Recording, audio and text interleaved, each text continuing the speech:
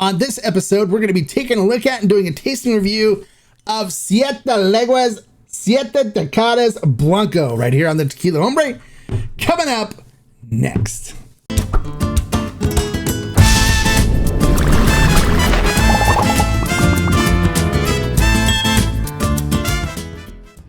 Hello and welcome to this episode of the Tequila Hombre, where today we're going to be taking a look at and doing a review of Siete Leguas, Siete Decadas Blanco. It's a special edition Blanco. Lots of interesting information about this. So let's not waste any more time. Let's get into it right now. All right, Siete Leguas, Siete Decadas is on its way to the United States. It's not here yet. We're expecting it here sometime, I was told, about beginning of November, maybe mid-November. We should start seeing it on the shelves. 40,000 bottles are coming to the United States, which is a lot of bottles. So it should be fairly easy to find. I picked up this bottle in Mexico when I was up in Guadalajara and Arandas. The prices that we saw for this in Mexico ranged anywhere between $140 US up to $150 US. So there was different prices ranging right within that range at the different shops that we saw it at when we were in Guadalajara and up in the Los Altos area and in Arandas, Mexico, just last week. So it is a pricey Blanco, even in Mexico. So if you're thinking, hey, maybe if I go to Mexico, I can get it cheap, that will not be the case. It will run you $140 to $150 in Mexico. All right, there's some really different things that they did with this particular Blanco that they normally don't do with their tequila at Siete Leguas, and I'm going to kind of go over some of them for you so you get an idea how this differentiates from their regular Blanco. So the first thing is they claim to use all Criollo Agave for this. Now, with all the time that I spend in Mexico talking to both master distillers, master tequileros, and agaveros, I've asked the agaveros when I'm sitting down with them, I said, so do you guys like grow Criollo Agave? And they look at me and they go, Criollo? They said, no, you can only use Weber Blue Agave in tequila, which is true. You can only use Weber Blue Agave. So I'm like, well, isn't like Criollo like a subspecies of Weber Blue? And they look at me and they go, no, it's not. There's only Weber Blue Agave. So there's no like categorization where you can say, okay, that is a Criollo, that's a Criollo. There's no like definition as to what it is. It's basically just like a marketing term or a slang term for agave.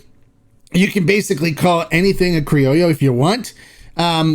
Basically what it comes down to is Criollo are little agave that are typically unattended to. So they're like typically grow on hillsides. It's like the agaveros don't really care too much about them. It's the ones in the fields that they tend to are the ones that they really care about. And so what happens is they just don't grow as big. Okay, so they're smaller agave, so it requires more. And for the agavero, because they don't grow as big, they're not as important to them because they get paid by the kilo. So when you buy a truckload of agave, they weigh the truck and then they determine how much they're going to charge you. So the bigger and heavier the agave are, the more money they get for them. So these are just kind of little agaves that they don't really care too much for, that grow on hills that they can't get up and fertilize and stuff, but they plant them anyways. And so it's not even like there's not even like a standard definition for them. So it's just Weber Blue Agave. In all honesty, it's just Weber Blue Agave. So typically if you buy Criollo, you don't have to pay as much for them. You normally need more because they're smaller. They don't have as much meat to them, as much fiber and as much sugars and stuff as the bigger ones you'll get from a load of bigger ones. So you have to buy more agave. So that's basically it. It's kind of just like a marketing term for something. It's not anything that's really set where this is a Criollo. So there's really nothing special to them. They're just basically small agave. So that kind of sums that whole marketing term up of Criollo. So some other things that they do differently here with this particular Blanco that they don't do with their standard Blancos. Their standard Blanco is a blend from two different factories. They just opened up a third. I don't know if they're blending in the third one yet or what they're doing with that. but it's a blend of two different factories. It's their oldest factory, which has a burro-driven Taona, and then the second one is a roller mill. So they'll cook the agave for 3 days here in brick hornos, and then they will then crush them using the Taona at the original factory. So this is all Taona crushed. It's not a blend between the two factories. So that's one thing that also differentiates this particular Blanco. So the other parts of the process are pretty standard for Siete Leguas in that they ferment in stainless steel tanks with the fiber. They usually always do that. And then they also distill it with fiber in their small copper pot stills, which is something they always do as well. So after distillation, this is bottled at 42 ABV, 42% alcohol by volume, which is 2% higher than what the standard Siete Leguas Blanco is. Now, the Siete Leguas Blanco is known for having its little sharp kind of bite to it, a pepperiness to it that that really kind of sets it aside from a lot of other tequilas, and really has earned its love by many tequila Blanco drinkers in the quality of the product that they produce. So let's not waste any more time, though. Let's get into the tasting and review of this and see what we think. All right, so the packaging on this particular bottle is kind of exceptional. I love the packaging. It comes in a tube like this, in which you buy it. It has all the information about the process and stuff. This is in Spanish. I don't know if the US version is going to be in Spanish or not, but this is all in Spanish since I bought it in Mexico. Really nice cardboard tube, and it has a little aluminum type of top that goes on the top of it. And then the bottle itself is wrapped in this paper bag with a piece of twine around the middle of it, around the neck. And then the bottle itself is a different white label with the traditional Siete Leguas logo on it, and information about the bottle, and then of course the autograph of the master distiller, Tequilero, on it, as well as your government warning, and then your tax tag, since this is Mexico, the tax tag from Mexico on it. All right, so let's go ahead and pop the top on this. And it looks like it is a natural cork in the top. So these will be something you have to worry about drying out eventually. So you always want to keep those corks wet if you can. We'll pour a little bit into my Denver and Liley glass, agave glass, and take a look at this Blanco. All right, taking a look at this in the glass. All right, let's see what we got here. It coats the glass beautifully. You can see the legs or tiers forming at the top. And it's funny, I was told a little joke by Sergio Vivanco. He says, you know, you see legs and tiers based on if you're married or not. If you're not married, you see legs. And if you are married, you see tiers. So it coats the glass nicely. Looking at the tequila itself, it is crystal clear. Looks beautiful. All right, so let's see what we get on the flavor profile on this. You know, it doesn't really, it coats the glass, but then it kind of drips off really easily, but leaves a little bit of pearls on the glass, but it doesn't have those nice streaming legs and tears on this particular glass. Interesting. All right, so let's see what we get on the nose. On the nose, you do definitely get that really beautiful, sweet, cooked agave. So sweet cinnamon and baking spices, cinnamon and nutmeg and cloves are coming through on the nose. There's a hint of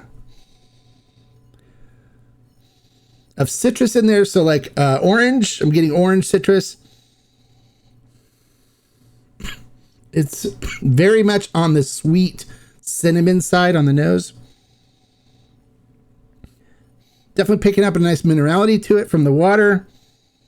But it just screams cooked agave, which I love in a Blanco. It just says cooked agave by the tons. It smells really good. All right, so let's see what we get. Let me see if I pick up anything else. No, it's just really, really rich, sweet cinnamon and baking spices, and a little hint of citrus in there. That's all I'm really picking up on this. All right, so let's see what we get on the flavor profile.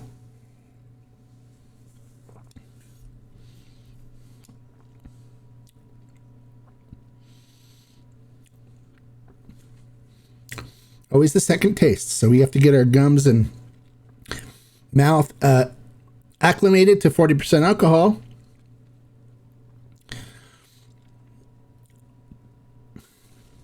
Okay, here we go.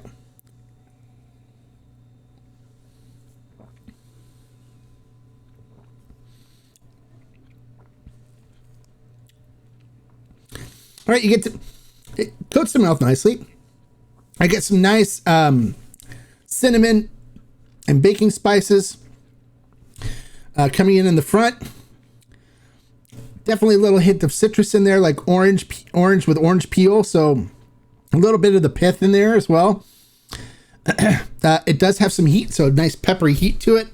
For those of you that like your tequila smooth, this isn't smooth. It's got some heat to it. It says, hello, I'm here, which I enjoy. A little character, personality to it. The finish on it kind of dissipates pretty quickly. I'd give it, a short to really short medium finish. And with that, the finish has a little bit of that sweet cinnamon on it. There's honestly not a whole lot to this.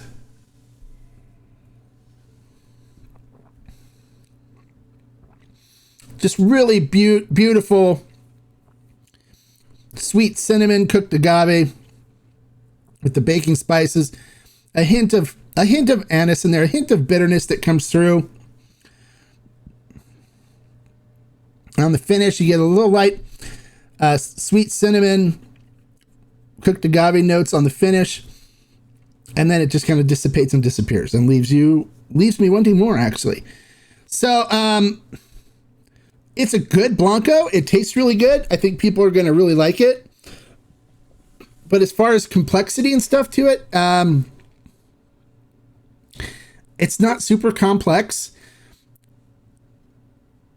Is it something that I would buy again for $140 to $150? I don't think so. No, I don't think so. It's good. I don't think it's that good. There's a lot of other Blancos that I would rather drink instead of this at a substantially lower price. So, yeah, this is not one that I'm going to buy another bottle of. So, but it's not bad. It's good. It's just not exceptional like I was expecting for a $140 bottle of Blanco. So there you go. I think it's going to be a lot of hype. I think a lot of people are going to buy it, and I think a lot of people are going to say it's good, which it is good. But I think the true aficionados are going to go, yeah, it's not something I would buy again. It's not something super different. I even think like the Criollo Blanco from Calle 23 was a lot better than this. And that one was like $99, right? And a little higher proof. So I would give this one, as far as recommendations and stuff on it, like quality wise, I'd give it a 4 agave. It's a 4 agave quality wise, but the fact that it's $140 to $150, I'm going to drop it down in agave to 3 agave because it's just way overpriced for what you get, in my honest opinion. So there you go. If you if you've tried it, if you agree with me, comment below, let me know. If you don't agree with me, comment below, let me know. I'd love to hear your comments.